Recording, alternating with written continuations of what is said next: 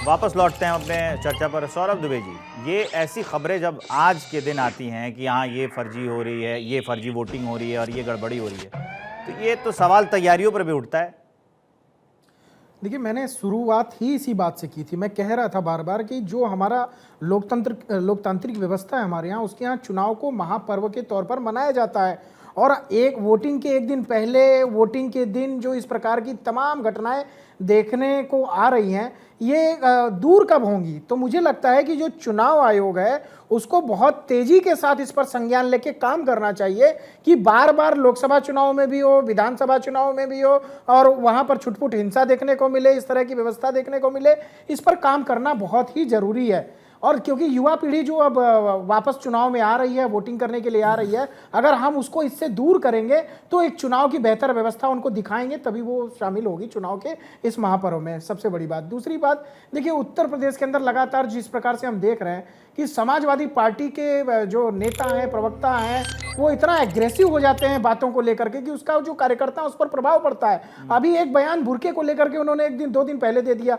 बताइए, क्या उस पर आचार संहिता का उल्लंघन नहीं माना जाएगा? क्या उस पर जो है कार्रवाई नहीं होनी चाहिए थी? तो चुनाव आयोग देख रहा है ना वो? हाँ, तो मैं वही कह रहा हूं, मैं तो चुनाव आयोग से ही पूछ रहा हूं कि भैया आपने उन पर कार्रवाई क्यों नहीं की? क्योंकि बुर्के का उन्होंने टिप्पणी वहां पर की, बुर्के को वो पर्दा चुनाव कह आयोग सकते थे। अपने आप को साफ साबित करने के लिए, आपको याद है उसने अमित शाह का हेलीकॉप्टर चेक कर लिया, अजित पवार की चेकिंग हो गई, सुप्रिया सुले की चेकिंग हो गई, वही तो अपनी छवि साफ करने की कोशिश कर रहा है भाई साहब। देखिए, आप बड़े वरिष्ठ पत्रकार हैं, लेकिन आप मैं इस बात से कैसे सहमत हो जाऊं कि उनको अपनी छवि साफ करने के लिए किया? चुनाव आयोग का जो काम है वो तो वो कर रहा था। होता क्या है, जब विपक्ष के लोगों का हेलीकॉप्टर चेक होता है तो वो हल्ला शोर मचाने लगते हैं, और जब वहां पार्टी के नेताओं का होने लगता है तब वहां पर जो है पक्ष के नेताओं का, तब वहां पर वो शांत हो जाते हैं। तो ऐसा हमें, देखिए, हम किस चश्मे से उसको देखना चाहते हैं ये देखना पड़ेगा। लेकिन चुनाव आयोग की क्या जिम्मेदारियों पर, जो उनकी जो निष्पक्षता से उन्होंने पूरा चुनाव कराया, उस पर सवाल उठ सकता है? नहीं उठ सकता। अब क्योंकि हेलीकॉप्टर सबका जांचा गया, सबकी चीजें, सामान की चेकिंग हुई। और बड़ी बात यह है कि जो मैं बात कह रहा हूं बार बार में, महाराष्ट्र इलेक्शन, कल शाम की घटना और आज सुबह जो एक ट्वीट आता है, अब इस तरह के ट्वीट पर क्या जनता वोट करेगी? क्योंकि मुझे नहीं लगता कि महाराष्ट्र की जनता, मैं मानता हूं बहुत पढ़ी लिखी जनता है, बहुत विवेकशील जनता है वहां की, वो उसको इतना पता है कि ये जो चुनाव है, यहाँ पर जनता, जो पार्टियां रही हैं सरकार में, उसने हमें दिया क्या है और हमें चाहिए क्या, उसके आधार पर ही वो वोट करेंगी। इन घटनाओं से कोई फर्क नहीं पड़ता है, बावजूद इसके कि ये जो लगातार छुटपुट हिंसा की घटना देखने को उत्तर प्रदेश में मिल रही है। क्योंकि मुझे लगता है कि जो 9 सीटों पे चुनाव हो रहा है, ये दोनों पार्टियों की जो वो दांव पर लगी हुई है, और खास तौर पे अखिलेश यादव जी की। क्योंकि जो बार बार पीडीए की बात करते थे, अगर ये 9 सीटों पर अखिलेश यादव की पार्टी के नेता हारते हैं तो पीडीए का दावा उनका जो था वो खत्म हो जाएगा। यहां पर आप समझिए, हरियाणा में भी पहलवानों की बात की गई, किसानों की बात की गई, तमाम मुद्दों की बात की गई, लेकिन जनता इस देश के अंदर, वो सबसे बड़ी अदालत है, फैसला वहीं पे होता है। और हरियाणा की अदालत में जनता की अदालत में लोकसभा के चुनाव के रिजल्ट आए, उसके बाद जो लोकसभा के चुनाव के रिजल्ट आए, इसकी वजह से अखिलेश यादव का जो पूरा कॉन्फिडेंस है वो नागर साहब बढ़ा हुआ है ना। देखिए, जनता मालिक है और जनता ने समाजवादी पार्टी को वो शक्ति दी, लेकिन हमारे साथी को मैं पहले बाला साहब की विरासत की जवाब देना चाहता हूँ।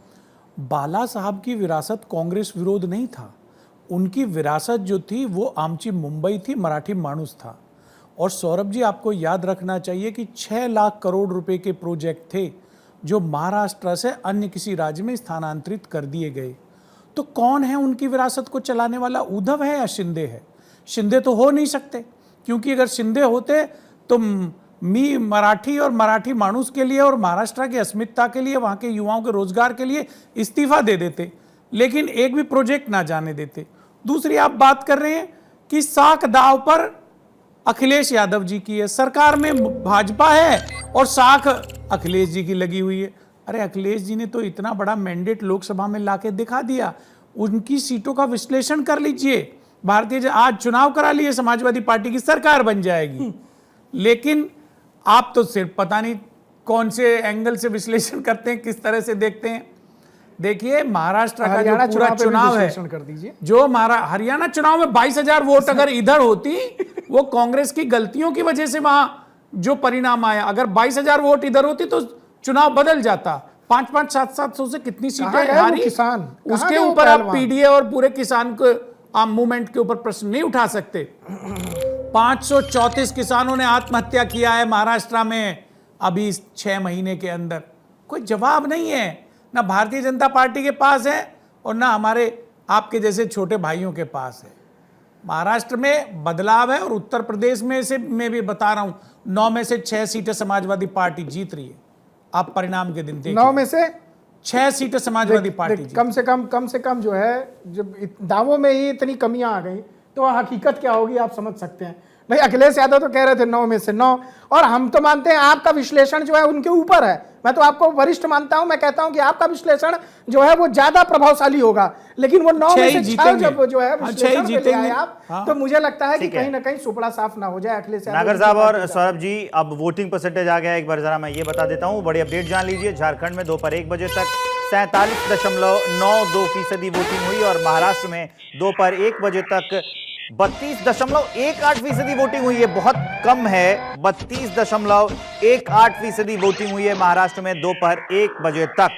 झारखंड में दोपहर 1 बजे तक 47.92% वोटिंग हुई है, जबकि महाराष्ट्र में दोपहर 1 बजे तक 32.18% वोटिंग हुई है। तो ये वोटिंग परसेंटेज आ गया है दोनों राज्यों का जहां पर विधानसभा के चुनाव हो रहे हैं। झारखंड में 1 बजे तक का जो वोटिंग परसेंट है वो 47.92% है और महाराष्ट्र में दोपहर 1 बजे तक का जो वोटिंग परसेंटेज है वो 32.18% है। तो महाराष्ट्र जो है बहुत धीरे धीरे वोट कर रहा है, महाराष्ट्र की जनता बहुत धीरे धीरे वोट कर रही है, कम निकल रही है। ये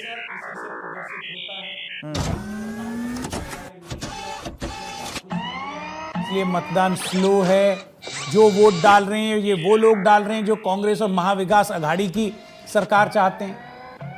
देखिए, विश्लेषण के माध्यम से अगर आप खुश होना चाहते हैं तो खुश हो लीजिए, लेकिन मुझे लगता है अभी शाम तक का वेट करना चाहिए। और अब आगे बढ़ते हुए मैं आपको कुछ तस्वीरें दिखा रहा हूं जो उत्तर प्रदेश में उपचुनाव हो रहे हैं। खैर, कुंदरकी, गाजियाबाद, फूलपुर, मीरापुर, सीसामऊ, करहल, कटहरी और मझवा, ये अलग अलग जगह की तस्वीरें हैं। यहाँ पर जनता कैसे वोट करने के लिए पहुंची थी। अब जो मौसम है हल्की हल्की जो सर्दी है वो भी शुरू हो गई है और इसी को है देखिए, इसके बावजूद जो है उत्तर प्रदेश में लोगों में वोटिंग का काफ़ी उत्साह दिखा। सुबह से ही लोग जो है वो आ गए और वो कतार में खड़े हो गए। पहले मतदान फिर जलपान, उसी को दिखाती ये हैं तस्वीरें। खैर में, कुंदरकी में, गाजियाबाद में और फूलपुर में भी, मीरापुर में, सीसामऊ में, करहल और कटहरी, मझवा जैसे जो है सब जगहों पर जो लोग थे वो हिस्सा ले रहे हैं चुनाव में बढ़ चढ़कर। तो उसकी जो है तस्वीर हम आपको दिखा रहे हैं। आपको बता दें कि उत्तर प्रदेश में 9 सीटों पर जो उपचुनाव हो रहे हैं उसी को लेकर आज वोटिंग हो रही है।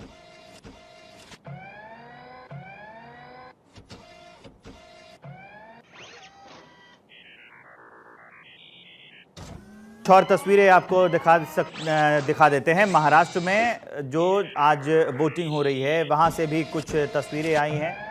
लोकतंत्र के इस महापर्व की तस्वीरें आई हैं। कई बड़े दिग्गज मतदान करने के लिए पहुंचे थे। महाराष्ट्र के जो मुख्यमंत्री हैं एकनाथ शिंदे वो पहुंचे थे। डेप्यूटी सीएम जो देवेंद्र फडणवीस है वो भी पहुंचे थे और अजीत पवार भी हैं वो भी पहुंचे थे वोट डालने के लिए।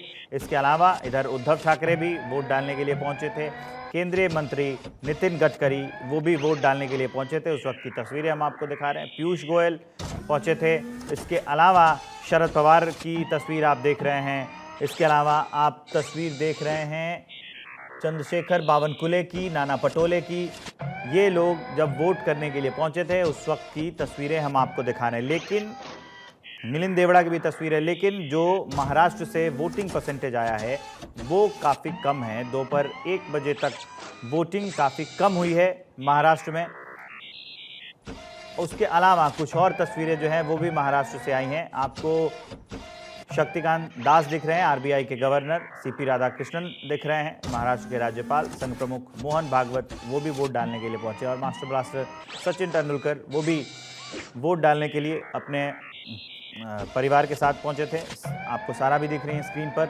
और ये कुछ और जो तस्वीरें आ गई हैं अलग अलग इलाकों से जो आज वोटिंग हो रही है। मुंबई में, ठाणे में वोटिंग हुई, उस वक्त की तस्वीर हम आपको दिखा रहे हैं। जो सुबह से ही लोग वोट करने के लिए पहुंच रहे हैं। महाराष्ट्र के अलग अलग इलाकों में वो तस्वीर भी हम आपको दिखा रहे हैं। लोगों में सुबह से ही जो लोग हैं वो कम आ रहे थे और अभी जो वोटिंग परसेंटेज है वो भी काफ़ी कम है। तो जो महाराष्ट्र है वहाँ पर जैसे देखा जा रहा था कि उत्साह रहेगा, उसके मुकाबले तो उत्साह काफ़ी कम देखने को मिल रहा है, क्योंकि 1 बजे तक का जो वोटिंग परसेंटेज है वो 40% से भी कम होना ये दर्शाता है कि लोग उत्साहित नहीं हैं। इसके अलावा आपकी टीवी स्क्रीन पर सचिन तेंदुलकर की तस्वीरें चल रही हैं जब वो वोट देने के लिए पहुंचे थे। इसके अलावा उसके पहले हम आपको तस्वीर दिखा रहे थे जब राजकुमार राव पहुंचे थे। अभी फिलहाल जो आपकी टीवी स्क्रीन पर तस्वीरें हैं, सचिन तेंदुलकर के अलावा मोहन भागवत, शक्तिकांत दास और अक्षय कुमार भी जब वोट करने के लिए पहुंचे थे, सीपी राधाकृष्णन वोट करने के लिए पहुंचे थे, उस वक्त की जो तस्वीर है वो हम आपको दिखा रहे हैं। तो ये कुछ रंग है आज महाराष्ट्र के चुनाव के। जब आज वोटिंग हो रही है महाराष्ट्र में तो कई जो बड़े दिग्गज हैं वो वोट करने के लिए पहुंचे।